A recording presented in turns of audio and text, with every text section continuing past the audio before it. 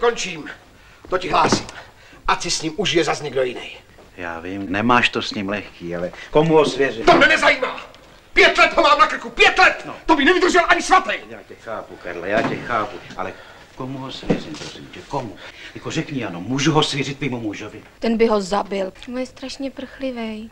Dobře by udělal. Ten chlapec potřebuje otcovský přístup. Říkám, dožní, díl ani minutu. Nechci Turkovi. Nevážil jsi mě. Po žných půjdeš Turkovi. Nechci Turkovi.